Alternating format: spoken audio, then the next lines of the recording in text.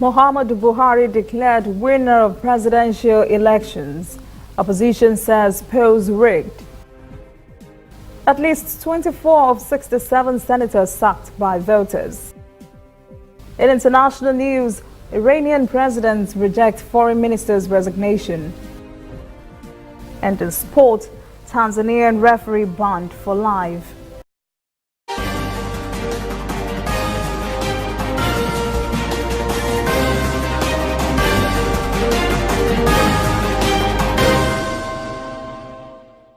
This is ANN News. I am Olajumoke Olatunji. Nigeria has placed a stamp of continuity on its governance as the Independent National Electoral Commission has declared President Muhammadu Buhari winner of Saturday's presidential election. It is a case of the thrill of victory for the winner and the agony of defeat for the losers. This scenario has begun to play out in reactions across the country. INEC declared Buhari won more than 15 million votes against Atiku Abubakar's more than 11 million votes. In his victory speech, President Buhari thanked God and millions of Nigerians who voted for him. He also expressed sadness for the loss of lives during the elections. The president also commended security agencies and advised his supporters not to gloat or humiliate the opposition. Buhari then laid out the agenda of his next administration.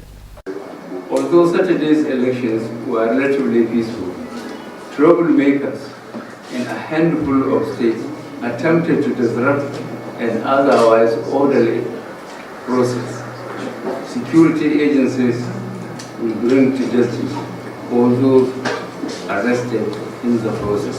I would like to make a special appeal to my supporters not to gloat or humiliate the opposition. Victory is enough reward for your efforts. Reacting to Buhari's victory, PDP presidential candidate Atiku Abubakar says in a statement he rejects the results declared by INEC last night. Abubakar says there were manifest and premeditated malpractices in many states. He says one obvious red flag is the statistical impossibility of states ravaged by the war on terror, generating much higher voter turnout than peaceful states. He also charged that there was voter suppression in some of the PDP strongholds in Lagos, Akwa Ibom, Rivers, and in other states. The Independent National Electoral Commission has responded to PDP's charge of a rigged election and the party's call for a nationwide rejection of the results. INEC says there would be no redress on the presidential result. INEC Chairman's Chief Press Secretary, Rotimi Oyekomi, told journalists in Abuja there was no basis for the People's Democratic Party to reject the election results. He said the commission did the right thing and that the announced results were not full of errors but were valid. PDP made the charge when it was becoming clearer that APC presidential candidate President Muhammadu Buhari was coasting to victory despite PDP major gains and was defeating Buhari in the southeast and the south-south. There has been a groundswell of reactions to the results of the presidential and National Assembly elections. A national leader of the All Progressives Congress, Asiwaju Bola Ahmed Tinubu, says those who reject the results of the elections are not true Democrats. He said the elections had been free and fair. He described those rejecting the results are desperate. He says they don't believe in the principle of democracy. And meanwhile, Senator Rabiu Kwakwanso says residents of Kano State should accept the results of the elections in good faith. He made the appeal in a speech, an audio tweet of which was posted by Bashar Ahmed, President Buhari's personal assistant, on social media. In the audio, Kwakwanso, a PDP senator, spoke in Hausa to pacify the people over the loss. He assured them the party would seek to reclaim its mandate through the court. He called for calm and advised the people against post-election violence. The election process, from disruptions to missed schedules and INEC escalation to results announcement, have pickled the interest of the country for the past 5 days. Once results were announced last night, many were intrigued, some were shocked, while some welcomed or rejected the outcome. INEC's figures from the beginning showed the All Progressives Congress (APC) and its presidential candidate Muhammadu Buhari leading nationwide throughout the process, and that he held a massive lead throughout. His main challenger, Alhaji Atiku Abubakar of the People's Democratic Party gained more votes in the southeast and some in the south-south, but not enough to neutralize the incumbent's large and insurmountable lead in the north. Two notable states are Yobe, where APC received almost 500,000 votes to PDP's 51,000, and in Anambra State, where PDP garnered more than 524,000 votes to APC's 33,000 votes. 73 presidential candidates contested in this election. At least 24 of the 67 senators who ran for the re-election to the 9th Senate have been sacked by voters. Early in the process, 33 senators were defeated in their respective party primaries last year. Of the remaining 76 senators, 8 are running for governorships in the election scheduled for March. Some very notable and surprising names to the list of those sacked include Senate President Dr. Bukola Saraki, who lost in Kwara Central. Godswill Akpabio, APC from Akwa Ibom West, will not be back in the Senate as well. On the list also is Victor Omer, APC from Anambra Central, and Andy Uba, APC from Anambra South. One very big name on the list is Shehu Sani, PRP from Kaduna Central. Two others are George Akume, APC Benue Northwest, and David Mark, PDP Benue South. Some other senators may still join the list when final winners and losers are declared by INEC. Some independent foreign observers have spoken on the role of the Nigerian military during Saturday's presidential and National Assembly elections. In a statement, they say the military played commendable roles in the process. The statement said, independent foreign observers is an amalgamation of organizations drawn from all over the world to monitor Nigeria's general elections. They were invited by some non-governmental organizations in the country. The mission of the group, headed by Bill Campbell, was to ascertain the credibility of the elections. In their observation, they said some section of the country whipped up ethnic sentiments that could have undermined the electoral process. Some segments of the population was also said to have played the religious card in an attempt to induce or coerce votes for their political parties. The team says it has turned in a detailed report on its observations across the country. Coming up, African stories, deadly train crash at Cairo station. And later, international news, Iranian president rejects foreign minister's resignation.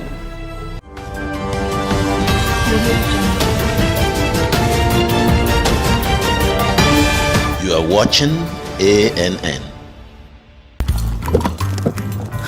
This used to be me.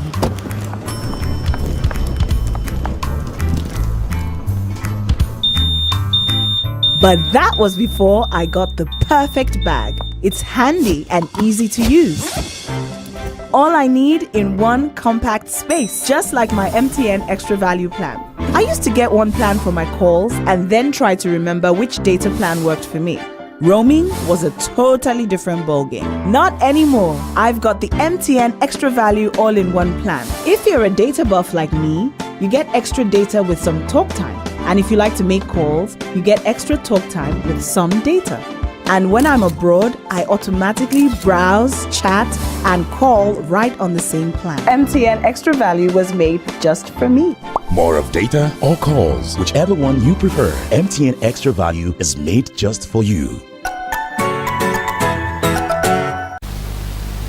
Welcome back. This is ANN News. In stories from across Africa, a deadly train accident has been reported in Cairo's main railway station on Wednesday. Egypt state media says at least 20 persons have been killed and 40 injured.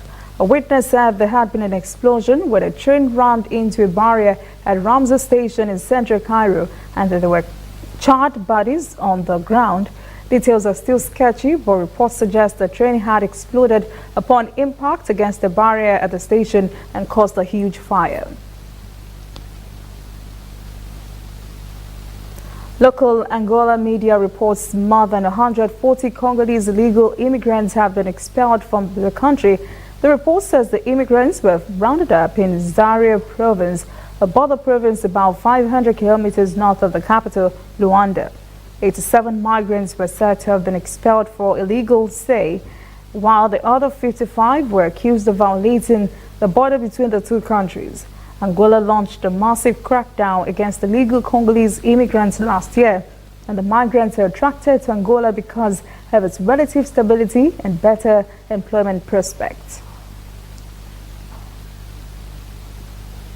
Botswana has offered to lend Zimbabwe $600 million to support its diamond industry and local private firms amid a severe dollar crunch in the southern African nation. A state-owned newspaper reported on Tuesday the loan will consist of $500 million for Zimbabwe's diamond industry and a further $100 million to help private companies whose operations have been hampered by the dollar shortage. Zimbabwe's Secretary for Foreign Affairs, James Manzu, says President Martin Mnangagwa and Botswana's President Gwisi Masisi are expected to sign the loan agreement in Harare on Thursday. Western powers, including the United States, Britain, Norway, and Canada, have expressed concern over Sudan's return to military rule. In a joint statement, the four countries condemned Sudan security forces for what they call their act of impunity, which they say will further erode human rights, governance, and effective economic management in the nations. They say return to military rule will not create conducive environment for renewed political dialogue or credible elections. The statement also noted continuing reports of unacceptable use of live fire, beating of protesters, and mistreatment of detainees. President Omar al-Bashir declared a state of emergency on Friday and reshuffled his senior military staff on Tuesday. He also dissolved the government and banned public protest in an attempt to end a 10-week uprising that has threatened to bring an end to his 30 years in power. At the just concluded First League of Arab States and EU summit in Egypt, Arab and European leaders have vowed to further deepen strategic partnerships and share experiences to face common challenges. More than 50 European and Arab countries participated in the summit at the resort city of Sharm el-Sheikh. The meeting was co-chaired by Egyptian President Abdel Fattah al-Sisi and the President of the European Council, Donald Tusk. Tusk said the gathering offered a good platform to develop relations between the two regions. When we return, international news. Iranian president refuses to accept Foreign Minister Zarif's resignation. And later sport. Tanzanian referee banned for life by FIFA.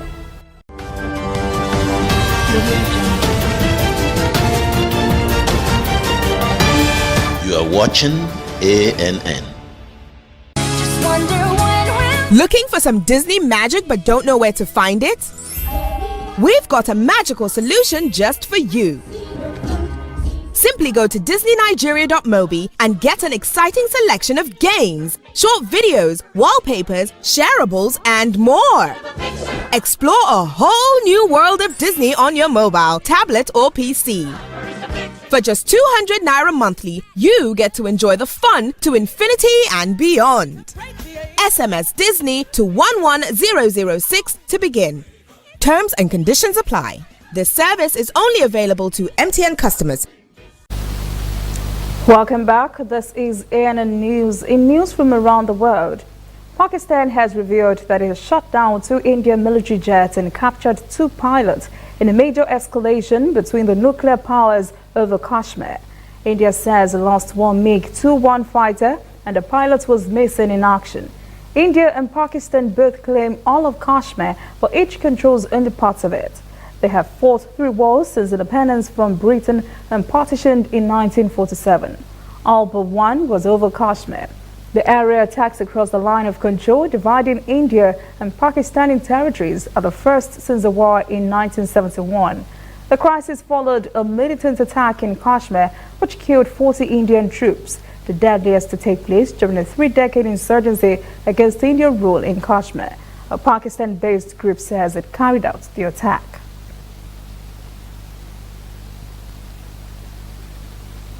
Iranian President Hassan Rouhani has refused to accept the resignation of his chief diplomat, Foreign Minister Mohammad Javad Zarif. Foreign Ministry spokesman Basma Kohzani, quoting Rouhani's chief of staff, says the resignation has not been accepted. Zarif submitted his resignation on Instagram on Monday in a shock decision he said was made to defend the integrity of the foreign ministry. The move roiled Iranian markets and threatened to further unravel Iran's 2015 nuclear deal with world powers. Zarif has become Iran's global face in recent years and is pushed to engage with the West. He apologized to the Iranian people in a cryptic Instagram post before saying he could not continue as the country's foreign minister. An illegal gold mine in Indonesia has collapsed and buried dozens of people, of whom 3 have been confirmed dead. Disaster Management Agency official Abdulmuin Papatungan told reporters 2 of the confirmed victims were killed by falling rocks. Up to 43 illegal miners are estimated to be still buried, while 14 others have been rescued. Searchers are using their bare hands to work because heavy equipment cannot be accessed the remote location in the north of the Sulawesi Island. The landslide struck in prime time on Tuesday in the village of Bakun.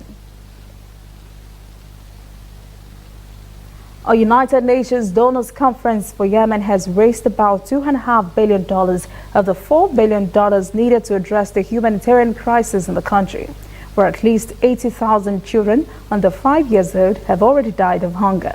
Saudi Arabia and the United Arab Emirates were the main donors, each pledging $500 million and contributing to a 30% increase in total pledges from next year. But the 2 Gulf countries, backed by the United States and the United Kingdom, are also active participants in the ongoing conflict, which has caused what the UN describes as the world's worst humanitarian crisis. The UN says the war has caused a humanitarian emergency of catastrophic proportions since 2015 because of blatant disregard for international humanitarian law by both parties. President Donald Trump and North Korean leader Kim Jong-un are currently meeting in Hanoi, Vietnam, to continue talks over ending North Korea's nuclear program. It looks like the 2 leaders may sign a peace declaration symbolically ending the Korean War and agree to a deal in which the U.S. lifts some sanctions in North Korea in exchange for a commitment from Kim to close down a key nuclear facility. But that deal is now finalized and could change substantially over the coming days. The world would only know to what the 2 leaders have formally agreed after the 2-day summit. The meeting could extend into a 3rd day. Both Trump and Kim are said to have their eyes on a Nobel Peace Prize at the end of these nuclear negotiations. Still ahead, sport. Tanzanian referee banned for life by FIFA. Stay with us.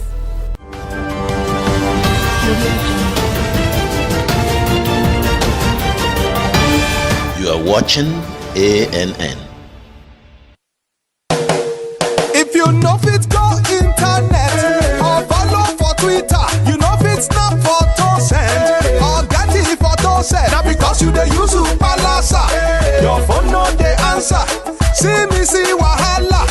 My brother, go get smartphone, yeah. Drop that Palasa phone. Phone wey no go for your hand, yeah. Drop that Palasa phone. Phone wey no fit take selfie. Drop that Palasa phone. No be correct phone, yeah. Drop that Palasa phone. Upgrade to a smartphone today and get double data for 6 months on any MTN data bundle you buy. Simply purchase a smartphone from any store anywhere in Nigeria or bring your current smartphone from any network. Insert your MTN SIM card to start enjoying your double data bonus. Offer is open to all new and existing MTN subscribers. Join the largest smartphone movement today. Make it not for your hand. That's Palasa phone. Welcome back. This is ANN News in Sport. One of Tanzania's top soccer referees, Odin Charles Mbaga, has been handed a light ban from football after FIFA found him guilty of taking bribes. The case opened in July and was handled by FIFA Ethics Committee, which ruled Mbaga had breached the body's code of ethics. FIFA told Reuters news service the ban relates to bribes to manipulate several national and international matches between 2009 and 2012. No further details of the game were given. Mbaga told the news agency in Dar es Salaam he was questioned by FIFA in 2010 but had not heard anything since and knew nothing about match fixing. The Football Association of Zambia has announced it will not renew Coach Zwin Vandenberg's contract when it expires next month. The Belgian was hired on a short-term deal last year after Watson in Uganda resigned. He was charged with the responsibility of ensuring the Chipolo Polo qualified for this year's Africa Cup of Nations, but he failed to accomplish that charge. That is NN News this evening. Thank you for joining us. For details on this and other stories, visit our website, nnafrica.net. Conversation continues on our social media platforms, Twitter, Instagram, and Facebook at NN Africa TV. I am Olajumoke Olatoje. Have a pleasant evening.